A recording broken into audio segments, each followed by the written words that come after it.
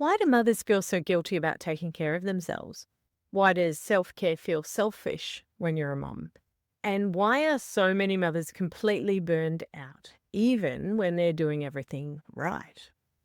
These are the questions I hear constantly from exhausted mothers. And today I want to give you the real, raw answer. Because the version of motherhood you're performing, it's killing you slowly. And worse, it's teaching your children that love looks like erasure. So let's talk about the myth of self-sacrifice, not the gentle Instagram version, the real truth about what it's actually doing to you and your family. So why is maternal self-sacrifice so common? The myth of self-sacrifice isn't just some abstract concept therapists talk about in hushed tones. It's the invisible architecture of your exhaustion. It's why you can't remember the last time you ate lunch sitting down. It's why you're Googling, "Am I burnt out or just lazy?" at 2 a.m. whilst everyone else sleeps. It's the voice that whispers you're selfish when you close the bathroom door for 5 minutes of peace. This isn't a gentle reminder to practice self-care, mama. It's about understanding the neurology and the neurobiology of depletion, the intergenerational transmission of worthlessness, and why your nervous system is screaming at you in a language you've been taught to ignore. Where does this belief come from that mothers should sacrifice everything? The self-sacrifice myth didn't start with you. It started centuries ago, woven into the fabric of what makes a woman good. Your grandmother probably wore it like an armor. Your mother definitely did. And now it's been passed to you like some twisted heirloom you never asked for but can't seem to put down. Here's what actually happened. From the moment you could understand language, you were being conditioned. Be agreeable. Don't take up too much space. Good girls are quiet. Good girls share. Good girls give and give and give until there's nothing left. And then they smile and give some more. Watch any group of children playing and you'll see it already embedded. Little girls offering their toys first. Checking if everyone else is happy before naming their own desires. Apologizing for things that aren't their fault. By the time we become mothers, we've had decades of training in the art of self-abandonment. Your mother likely demonstrated this daily. She ate the burnt toast. She took the smallest portion. She stayed up late, finishing everyone else's projects, and woke up early to pack lunches. She probably never complained, or if she did, she felt guilty about it afterwards. And you watched. You absorbed. You learned that maternal love is spelt sacrifice. But here's what no one told you. Your mother's self-sacrifice didn't make her a better mother, it made her a depleted one. And the cost wasn't just hers to bear. It rippled through your entire childhood, teaching you that women don't matter as much as anyone else. What happens to your body when you ignore your own needs as a mother? Let's get scientific for a minute, because understanding the biology might help you stop dismissing your exhaustion as a character flaw. When you chronically suppress your needs, your nervous system interprets this as a threat, not a psychological threat, a survival threat. Your hypothalamic pituitary adrenal, your HPA axis, which governs your stress response, becomes dysregulated. Cortisol floods your system. Your body literally cannot distinguish between I haven't eaten properly in 6 hours and I'm being chased by a predator. This is why you snap at your partner over the dishes. This is why your daughter's whining makes you want to scream. This is why you can't sleep even when you finally get the chance. Your nervous system is stuck in a chronic state of hyperarousal, constantly scanning for the next demand, the next need to meet, the next crisis to manage. The polyvagal theory, developed by Dr. Stephen Borges, explains this beautifully. When you're in a state of ventral vagal regulation, when you feel safe, connected, and resourced, you can be present, patient, and genuinely available to your children. But when you're chronically depleted, you drop into the sympathetic activation, fight or flight, or the dorsal vagus shutdown, disassociated, numbness, going through the motions. Your children aren't getting the regulated, attuned mother you're sacrificing yourself to be. They're getting a mother whose nervous system is firing on all cylinders, whose capacity for co-regulation has been depleted by the very acts of self-denial you thought made you a better mum, a good mum. Here's the bitter irony. The more you sacrifice yourself, the less available you become. The harder you try to be everything to everyone, the more you become nothing to yourself and eventually nothing to them either. Is it normal to resent your children when you're burnt out? Let's talk about the thing you're not supposed to say out loud. You resent them sometimes. Your partner who assumes you'll handle everything. Your children who need you constantly. Your mother who never taught you it could be different. Even yourself for not being able to do this impossible thing you've been told is natural and instinctive. This resentment doesn't make you a bad mum. It makes you human. But it does make you an exhausted one. Maria's story illustrates this perfectly. She was the mother who did everything. School lunches with handwritten notes, homemade birthday cakes, volunteering for every committee, working part-time, managing the household, remembering everyone's appointments. She told herself she was doing it out of love.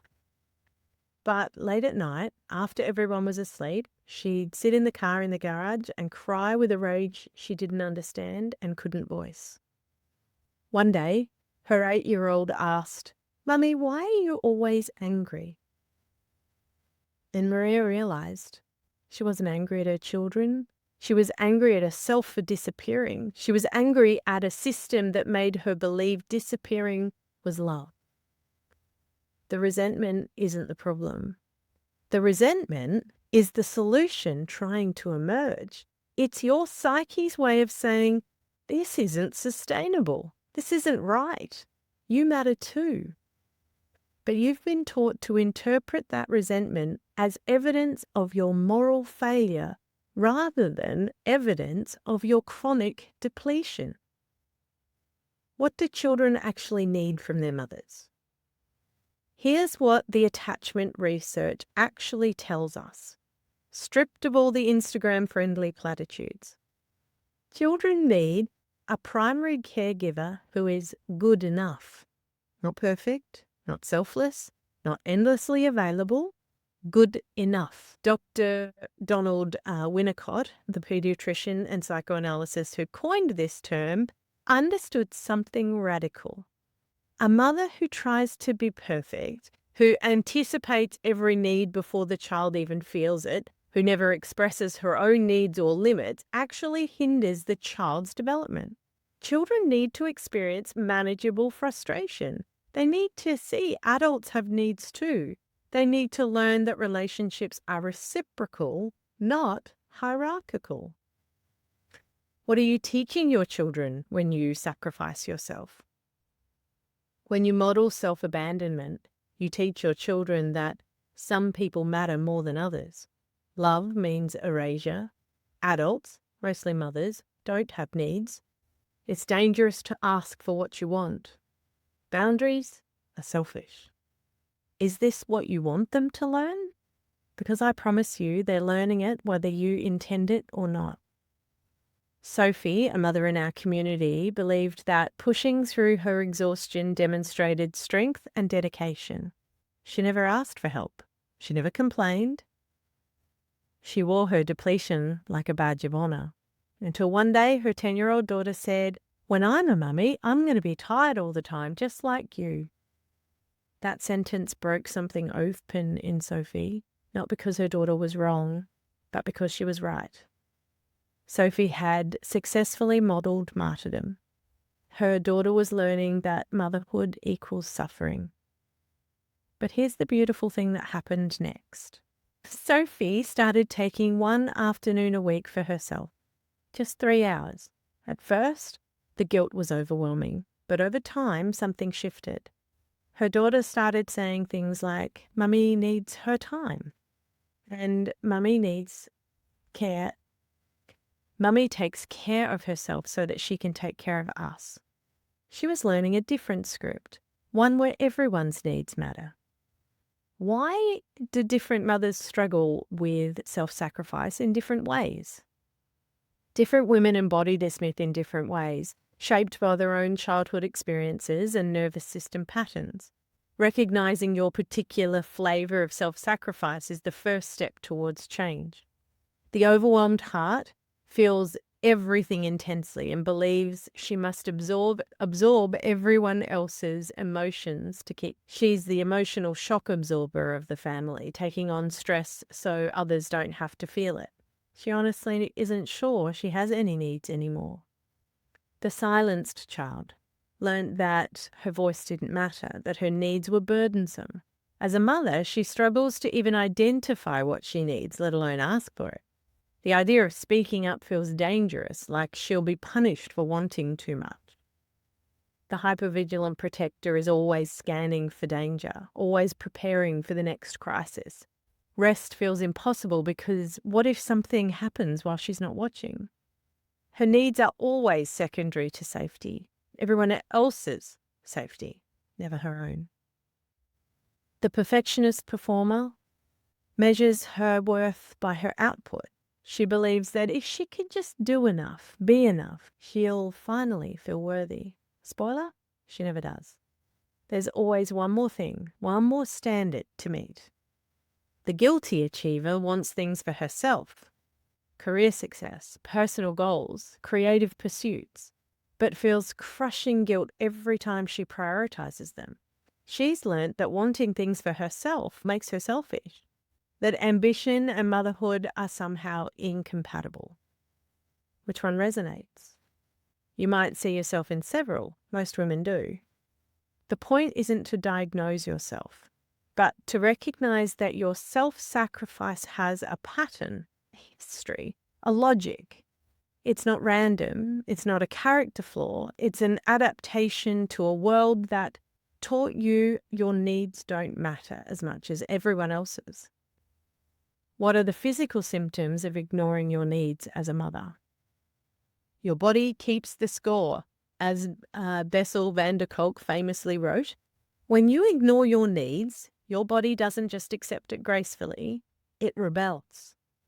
The headaches, the jaw clenching, the digestive issues, the insomnia, the reoccurring infections because your immune system is compromised by chronic stress, the brain fog that makes you forget words mid-sentence, the loss of libido because your nervous system is in survival mode and it has no interest in pleasure or connection. These aren't separate issues requiring separate solutions. They're your body's way of screaming that you won't let yourself say. You need rest. You need nourishment. You need help. Your needs matter too. Basic physiological needs like sleep, nutrition, movement, rest, pleasure, connection, they aren't luxuries you earn through productivity. They're requirements for survival, yet you've been conditioned to treat them as selfish indulgences. How does sleep deprivation affect mothers? Sleep deprivation impairs your prefrontal cortex, the part of your brain responsible for emotional regulation, decision-making, and patience. After just one night of poor sleep, your brain functions as if you're legally intoxicated. Now imagine months or years of inadequate sleep. You're trying to parent with a compromised brain. Why do mothers get so angry when they haven't eaten? Hunger, or eating only your child's leftovers while standing at the bench, dysregulates blood sugar, leading to mood swings, anxiety, and decreased cognitive function. The mum rage you feel? It might literally be hunger and hypoglycemia. Why do mothers need movement and time outdoors? Lack of movement and time outdoors impacts serotonin production, vitamin D levels, and your body's ability to process stress hormones. That feeling of being trapped in your own skin, your body needs to move. What is touch deprivation in mothers? Touch deprivation is real. If the only physical contact you experience is functional, changing nappies, breaking up fights, being climbed on, your nervous system craves nourishing touch, massage, intimacy, even just a hug that you didn't have to initiate. Your body isn't failing you. You're failing your body by treating it like an inconvenient machine that should function perfectly on minimal maintenance. What's the difference between self-care and self-awareness for mothers? Let's clear something up.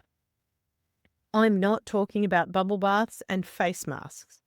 The wellness industry has commodified the concept of self-care until it's become just another thing you're failing at. Treat yourself, mama, says the Instagram ad for expensive candles, as if your exhaustion could be cured by better shopping habits. Real self-awareness isn't performative. It's not about what you buy or how your self-care routine looks to others. It's about the fundamental shift in how you relate to yourself and your needs. Self-care says, I'll take a bath after everyone's in bed if I have time and energy left. Self-awareness says, I notice I'm touched out and depleted. I need 30 minutes alone, and I'm going to arrange that without guilt. Self-care says, I should probably eat better and exercise more. Self-awareness says, my body needs regular nourishment and movement. How can I structure my day to honor that reality? Self-awareness says, my needs are data. They matter. Meeting them makes me more available, not less. This is about developing what psychologists call introspection. The awareness to sense and interpret signals from your own body. Can you notice when you're hungry before you're ravenous and irritable? Can you recognize when you're sliding into overwhelm before you snap at everyone? Can you identify what you actually need rather than just pushing through? Most mothers I work with have completely lost touch with their own interoceptive signals. They've been overriding them for so long that the messages have become faint, almost inaudible. But the capacity isn't gone. It's just buried under years of conditioning that told you to ignore yourself. How do you start meeting your needs as a mother without feeling guilty? Here's the uncomfortable truth. No one is going to give you permission to matter. You have to take it. Now, this doesn't mean becoming selfish or neglecting your children. It means recognizing that a family system where one person's needs are constantly subordinated to everyone else's is unsustainable and ultimately harmful to everyone, including the children. How do you identify your needs as a burned out mother? Start here. Name what you need. Not what you should need, what you think good mothers need, what would make you look selfless enough. What do you actually need right now? Start with the basics. Sleep, food, silence, movement, help. Practice saying these out loud. I need to eat.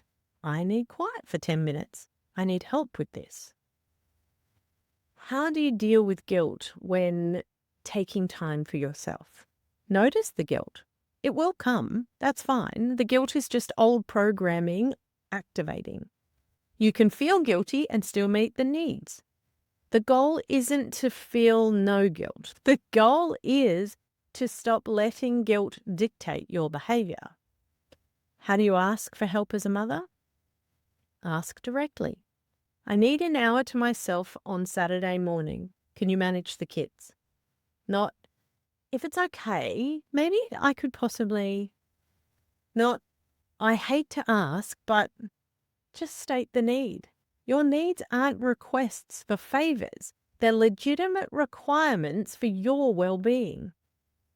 What are small ways mothers can start prioritizing themselves? Start small but consistent. You don't need to overhaul your entire life tomorrow, but you do need to start somewhere. Maybe it's eating breakfast sitting down every morning.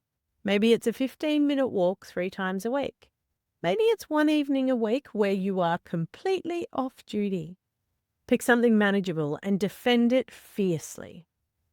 How do I manage pushback when you start setting boundaries? Tolerate other people's discomfort. When you start meeting your needs, people will be confused, maybe even upset. Become accustomed to you being endlessly available.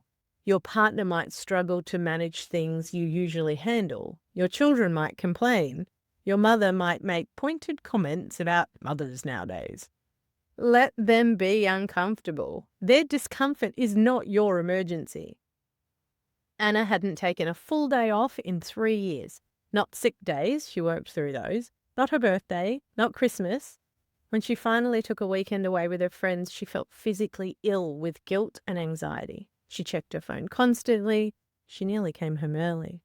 But she didn't. And here's what happened. Her husband managed. The kids survived. Their house was messier, sure, and they ate takeaway twice, but nothing catastrophic occurred. More importantly, when Anna came home, she felt like a human being again. She could hear her children's stories without that constant background buzz of resentment. She could be present in a way she hadn't been in years. Her 10-year-old said, "You look different, Mum." When Anna asked what she meant, her daughter said, "You look happy." What are you modeling for your children when you meet your needs? Every time you meet your needs without guilt, you're rewriting the script for the next generation. Your daughter is watching you. Is she learning that women disappear in service of others, or that women matter too? Your son is watching you. Is he learning that mothers are endlessly self-sacrificing servants, or that all people deserve care and respect, including the people who care for him? The most profound act of mothering isn't self-sacrifice.